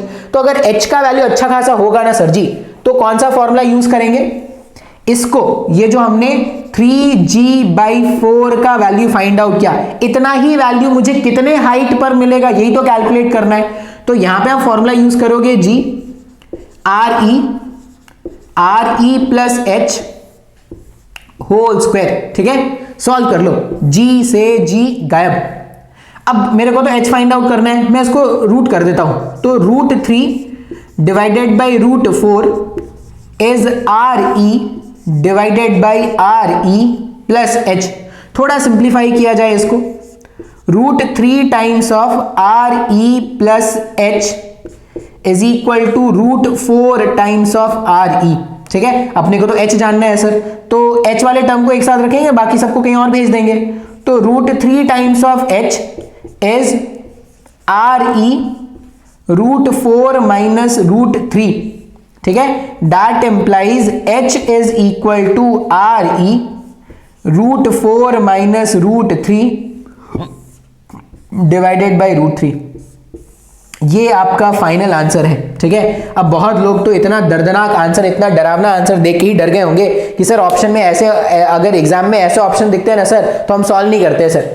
जब तक ऑप्शन अपने को अच्छा नहीं दिखे, 1/2 1/4 ऐसे ऑप्शन नहीं दिखते, हम छोड़ देते हैं। अपने को लगता है कि सर इस तरह का क्वेश्चन जो था ये बहुत मुश्किल था, इसलिए हमने क्या किया, छोड़ दिया। अरे भाई साहब, तुम अगर देखोगे तो कैलकुलेशन तो बहुत ही आसान है। अब फॉर्मूला एंड रिजल्ट कुछ भी आए, इसके आगे सॉल्व करने में तो हालत खराब हो जाएगी ना। √4 √3 वैल्यू पुट करो, डिवाइड करो।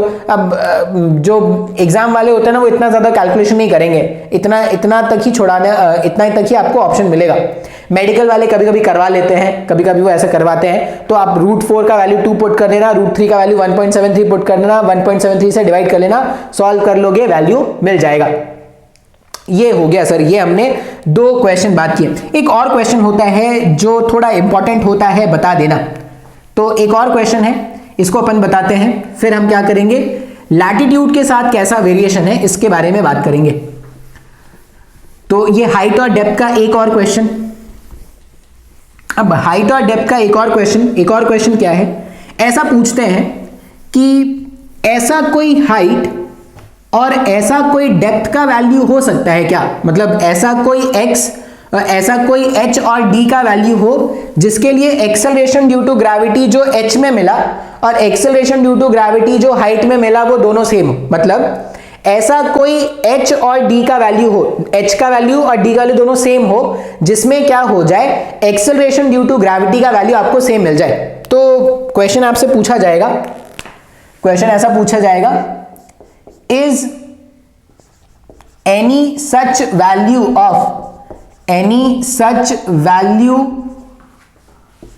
of d and h is possible, D and H is possible, for which acceleration due to gravity have the same value. अब अगर मैं आपको क्वेश्चन नहीं समझा पाया हूं तो मैं आपको बता दूं, हम क्या चाहते हैं, अर्थ के सरफेस से जितना नीचे जाए, अर्थ के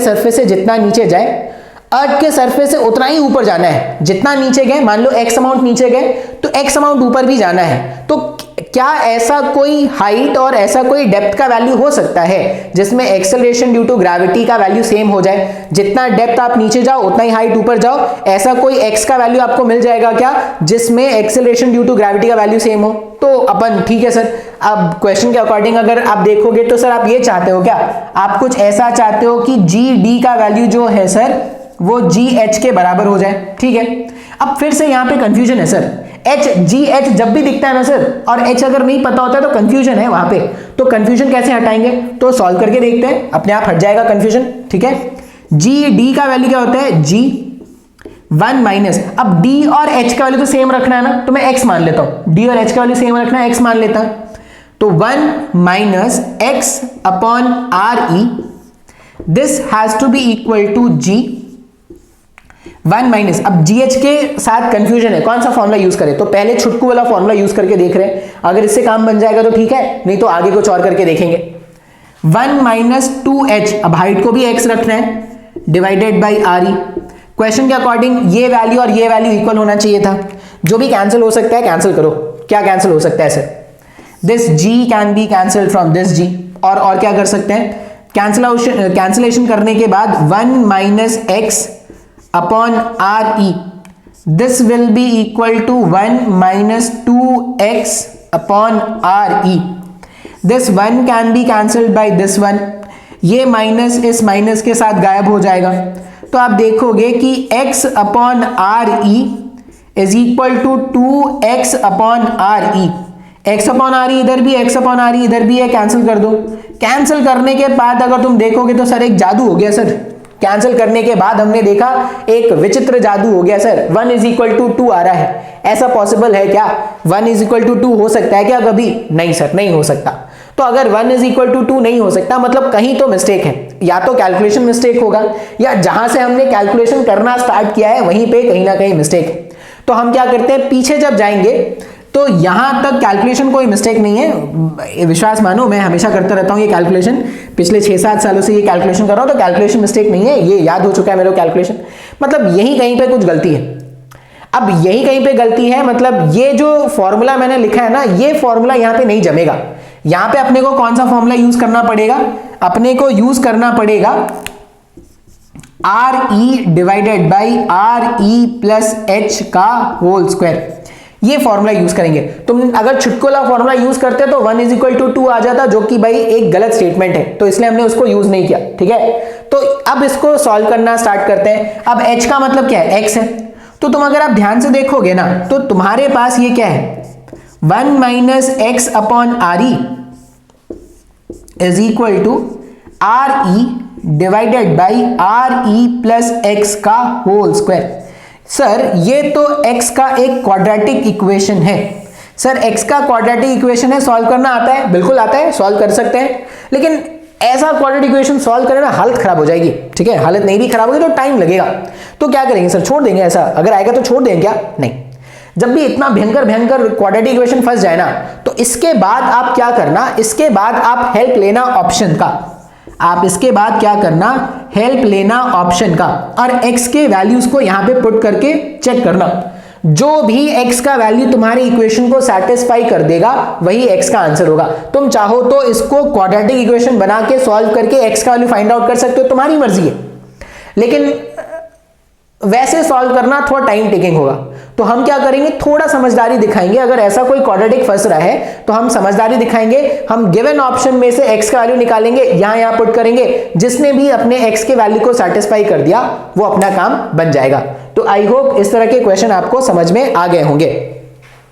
तो डेप्थ के साथ, हाइट के साथ जो वेरिएशन है, इसका मैंने कहानी भी बता दिया, कंसेप्ट भी बता दिया, कैसे न्यूमेरिकल्स बन सकते हैं ये भी बता दिया। अच्छा, लास्ट में एक और वेरिएशन देखना है अपने को, लास्ट में एक्सेलरेशन ड्यू टू ग्रेविटी का एक और वेरिएशन देखना है। अब ये जो वेरिएशन है वो वेरिएशन होता है लैटिट्यूड के साथ, ठीक है। अब फिर से वापस से एक डेरिवेशन बताऊंगा, डेरिवेशन थोड़ा मुश्किल है, ठीक है। तो अगर तुमको लगे कि सर समझ में आ रहा है डेरिवेशन तो ठीक है, नहीं तो क्या करेंगे, जैसे बाकियों का एंड रिजल्ट याद रखा था वैसे इसका भी एंड रिजल्ट याद रख लेंगे। अब डेरिवेशन इतना तो कोई पूछेगा नहीं सर, तो डेरिवेशन का एंड रिजल्ट ही याद रख लेंगे। अब मेरा फर्ज है बताना, मैंने सीखा है, मेरे को आता है इसलिए मैं बता दे रहा हूं, नहीं है अगर मेरे को नहीं आ रहा होता तो मैं भी नहीं बताता, ठीक है। तो हम स्टार्ट करने वाले हैं वेरिएशन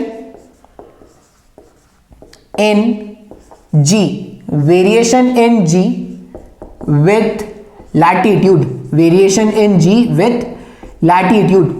अब जब मैं अपने क्लासरूम में बच्चों से लैटिट्यूड के बारे में पूछता हूं ना, तो उनका आंसर होता है कि सर वो जो हॉरिजॉन्टल वाला लाइन होता है ना, हॉरिजॉन्टल वाला लाइन अर्थ के ऊपर उसको लैटिट्यूड बोलते हैं। ये सही डेफिनेशन है क्या?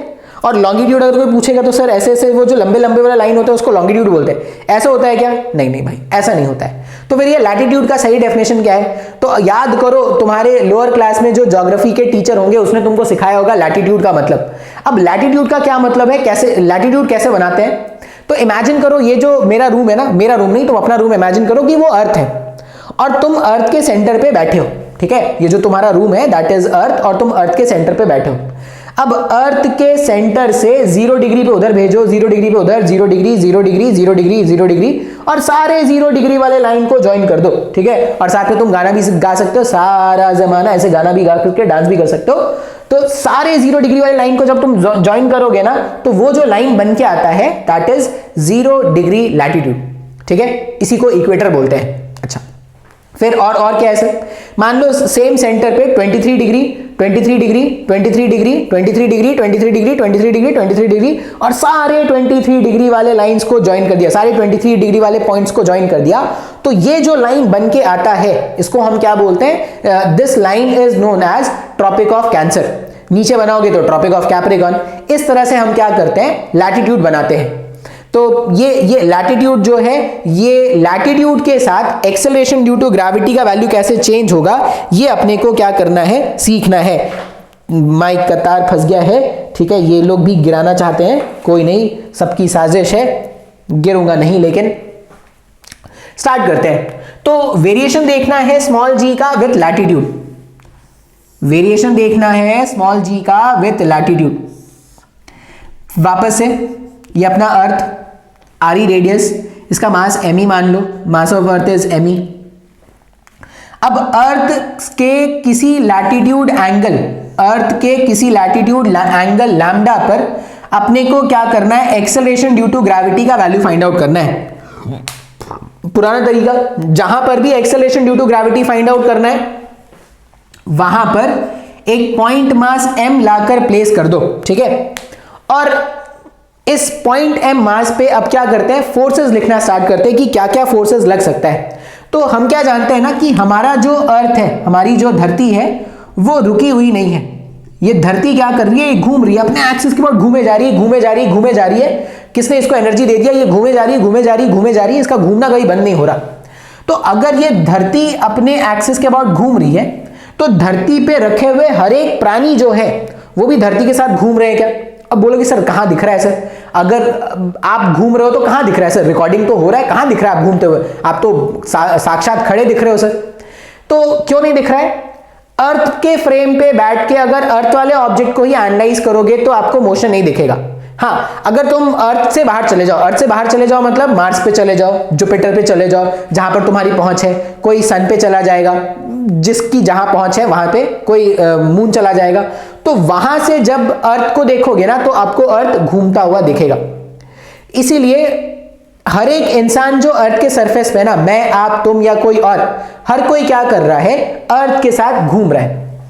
तो अगर कोई भी ऑब्जेक्ट घूम रहा है, अब ये ऑब्जेक्ट कैसे घूम रहा होगा? ऐसे ऐसे घूम रहा है, ऐसे ऐसे घूम रहा है। तो ये ऑब्जेक्ट का सर्कुलर प्लेन है जिसमें ऑब्जेक्ट क्या करने वाला है? घूमने वाला है, ऐसे, ठीक है सर। अब किसी भी ऑब्जेक्ट पे, घूमते हुए ऑब्जेक्ट पे सर या तो सेंट्रीपिटल फोर्स बोलते हैं या सेंट्रीफ्यूगल फोर्स बोलते हैं। सेंट्रीपिटल फोर्स कब लगाते हैं?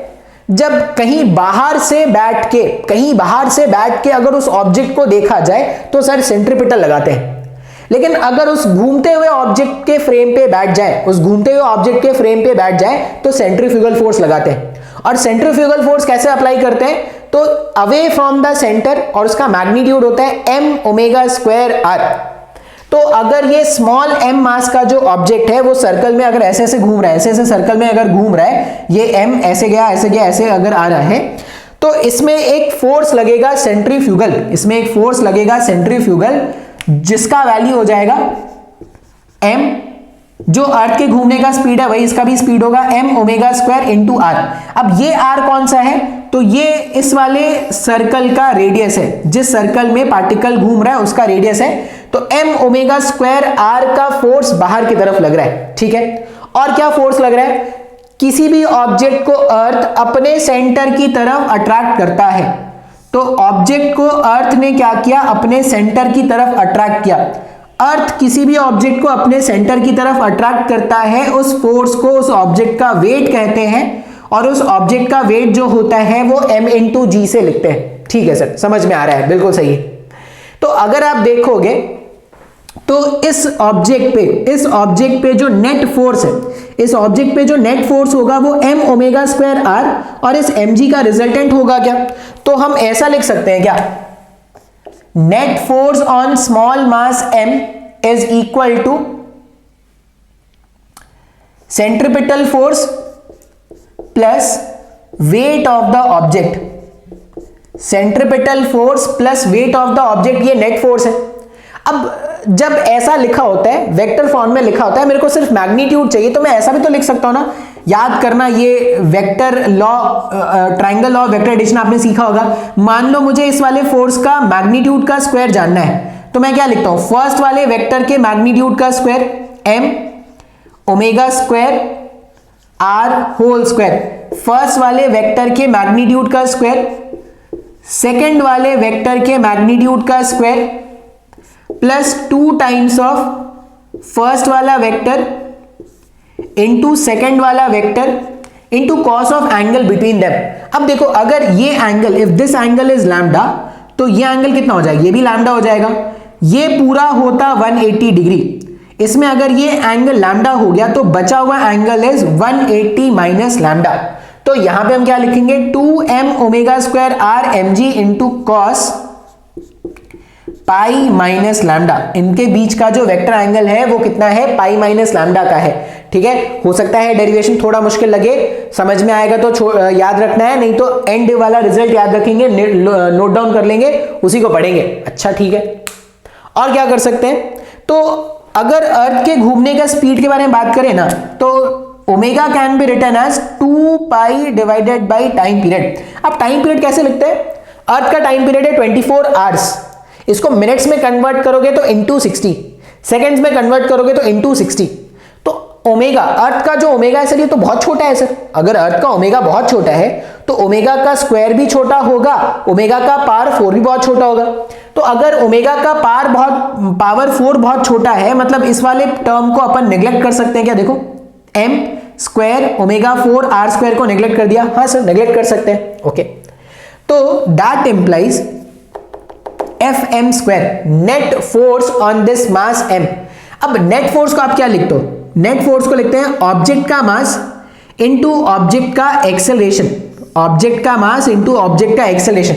अब यहां पर इसके पास जो नेट एक्सेलरेशन है वो क्या है? जी लैम्डा है, जिसको अपने को कैलकुलेट करना है। किसी लैम्डा लैटिट्यूड पे क्या वैल्यू, वही तो कैलकुलेट कर रहा है। तो यहां पे जो नेट एक्सेलरेशन इस पॉइंट m मास के पास है, दैट इज जी लैम्डा। तो मैंने नेट फोर्स को क्या लिख दिया? Mass of the object g lambda का होल स्क्वायर इक्वल्स टू, इसको क्या लिख सकते हैं? m square g square plus, थोड़ा अरेंज करेंगे ना इसको, तो ये हो जाएगा 2 m into m is m square. मैं इसको थोड़ा अच्छे से लिख रहा हूं, m into m is m square omega square. अच्छा, ये स्मॉल r, ये जो स्मॉल r है ये इस वाले सर्कल का रेडियस है। स्मॉल r को ना आप रिप्लेस कर सकते हो। कैसे? तो ये ट्राइंगल देखो, ये ट्राइंगल, ये ट्राइंगल, ये ट्राइंगल, ये ट्राइंगल, ये ट्राइंगल, ये ट्राइंगल। जब तक ये ट्राइंगल ना दिखे देखते रहो, देखते रहो, देखते रहो, किसी दिन तो ये ट्राइंगल दिखेगा। तो अगर ये ट्राइंगल देखोगे तो this angle is lambda, this angle is lambda, इसका बेस r है और इसका हाइपोटेन्यूज जो है वो रेडियस ऑफ अर्थ है। तो मैं ऐसा लिख सकता हूं क्या, cos lambda is small r divided by radius of earth. इसका मतलब स्मॉल r को क्या लिख सकते हैं सर, स्मॉल r को लिख सकते हैं radius of earth times of cos lambda. तो मैं इसको ना यहां पे सब्स्टिट्यूट कर दूंगा, m omega square into r के प्लेस में लिख दिया radius of earth cos lambda, ठीक है। एक g भी है, यहां पे g लिख दो, m चला गया, g भी लिख दिया, cos pi minus lambda, cos pi minus theta ना माइनस cos थीटा होता है, अगर नहीं आता है तो याद रखना पड़ेगा ये sir, cos pi minus theta minus cos theta होता है, तो ये cos लैम्डा स्क्वायर हो जाएगा और यहां पे क्या हो जाएगा, माइनस हो जाएगा। डेरिवेशन समझ में आ रहा है तो बहुत अच्छी बात है, नहीं समझ में आ रहा तो और भी अच्छी बात है, स्किप कर देंगे। स्क्वायर कर दो, m स्क्वायर इधर से, m स्क्वायर इधर से, m स्क्वायर इधर से गायब किया जा सकता है। तो हमारे पास इक्वेशन क्या आ रहा है, हमारे पास इक्वेशन आ रहा है that implies g lambda square is equal to g square minus 2g omega square, 2g omega square re cos square lambda, इतना हमारे पास आया है। अब इसको अभी आगे और बढ़ाएंगे, ठीक है, इसको अभी आगे और बढ़ाएंगे। कैसे लिख सकते हैं, अपने को तो जी लैम्डा जानना है सर, तो जी लैम्डा को ऐसा लिख सकते हैं ना, जी देखो जी स्क्वायर इधर भी है ना, मेरे को ना जी स्क्वायर इधर से बाहर निकालना है, तो कैसे बाहर निकालेंगे, देखो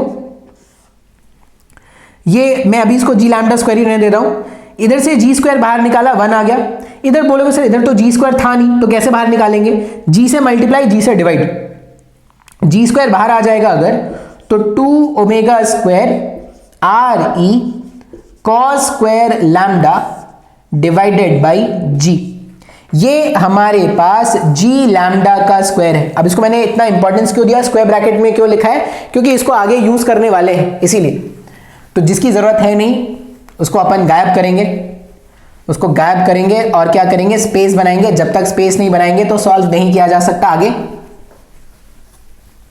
अब आगे देखो क्या कर सकते हैं, ये जी लैम्डा का स्क्वायर है, इसको थोड़ा आसान बनाया, आपको तो सिर्फ जी लैम्डा जानना है तो हर जगह स्क्वायर रूट कर दो। क्या कर सकते हैं, that implies G lambda is equal to G, मैंने हर जगह स्क्वायर रूट किया, तो 1 minus 2 omega square R E cos lambda square है, cos square lambda divided by G, और इसका पावर हाफ। क्यों, क्योंकि पूरे का अगर मैं स्क्वायर रूट ले रहा हूं तो ये 2 गायब हो गया, ये 2 गायब हो गया, लेकिन इसका पावर कितना हो जाएगा, हाफ हो जाएगा। ठीक है सर, अब तुम खुद से देखो 1 के सामने 2 ओमेगा स्क्वायर क्या है, बहुत छोटा है 1 के सामने, ये वैल्यू अगर देखोगे तो 2 पाई अपॉन टाइम पीरियड, तो अगर ये 1 के सामने बहुत छोटा है तो अभी जो हमने बायनॉमियल एक्सपेंशन सीखा था 1 प्लस एक्स का पावर n, उसको वापस से यूज कर सकते हैं। अगर वापस से यूज करेंगे तो this can be written as g lambda is g 1 minus 2 omega square R E cos square lambda upon जो भी पावर है सामने लाके मल्टीप्लाई कर दो 1/2 इंटू जी। ये मैंने कहां से यूज किया, ये मैंने यूज किया वो जो बायनॉमियल 1 प्लस एक्स का पावर n वाला जो कंसेप्ट यूज किया था वहां से। जो कैंसिल होना है कैंसिल करो, जी से जी गायब करो और इस जी को मल्टीप्लाई कर दो। ये पूरा करने के बाद जो जी लैम्डा आएगा, g lambda is g minus g से जी गायब हुआ omega square R E cos square lambda. This is the formula that we have to use, g lambda is equal to g minus omega square R E cos square lambda. मतलब इतना जो हमने भर भर के mathematics use किया है वो इस वाले फॉर्मूले को डिराइव करने के लिए किया है। अब तुम देखो ये फॉर्मूले को यूज भी कर सकते हैं, कैसे कैसे यूज करेंगे सर, मान लो मेरे को बोला गया है find the value of g at equators, equator पे जी का वैल्यू मेरे को फाइंड आउट करना है। अब इक्वेटर पे लैम्डा कितना, इक्वेटर पे लैम्डा हो जाएगा सर 0, तो अगर इक्वेटर पे लैम्डा 0 है इसका मतलब कॉस लैम्डा हो जाएगा 1। तो जी एट इक्वेटर का वैल्यू अगर आप फाइंड आउट करोगे तो वो हो जाएगा g minus cos square lambda, cos lambda 1 है, स्क्वायर वो करेंगे 1 हो जाएगा, तो ये हो जाएगा ओमेगा स्क्वायर आर ई। तो g at equator is g minus omega square are E, ठीक है। अब मैं एक वैल्यू और फाइंड आउट कर देता हूं, फिर मैं आपको बताऊंगा कि क्यों फाइंड आउट किया गया है। मान लो मुझे एक्सेलरेशन ड्यू टू ग्रेविटी का वैल्यू फाइंड आउट करना है पोल्स पर, g एट पोल्स पर अगर मुझे एक्सेलरेशन ड्यू टू ग्रेविटी का वैल्यू फाइंड आउट करना है तो पोल्स पर लैम्डा कितना, पोल्स पर लैम्डा 90 डिग्री हो जाएगा सर। तो अगर लैम्डा 90 डिग्री है इसका मतलब cos 90 हो गया 0 सर। तो cos 90 अगर 0 हो गया तो g एट पोल्स, ये cos 90 0 हो गया, ये पूरा टर्म 0 हो जाएगा। तो g एट पोल्स का वैल्यू हो जाएगा g। अब तुम याद करो वापस से अपने पुराने दिन जब तुम चुन्नू मुन्नू हुआ करते होगे, उस समय तुमको तुम्हारे टीचर ने बताया होगा कि इक्वेटर पर एक्सेलरेशन ड्यू टू ग्रेविटी का वैल्यू मिनिमम होता है और पोल्स पर एक्सेलरेशन ड्यू टू ग्रेविटी का वैल्यू मैक्सिमम होता है। उस समय तुम्हारे टीचर ने बताया था, आज तुम ये डिराइव करके सीख रखते हो कि हाँ सर उस समय जो टीचर ने सिखाया था वो सही सिखाया था। अच्छा, और इसमें एक बात है जो आपको जानना चाहिए, अगर आप देखोगे तो जी लैम्डा जो है वो ओमेगा पे डिपेंड कर रहा है, अर्थ के घूमने के स्पीड पे डिपेंड कर रहा है।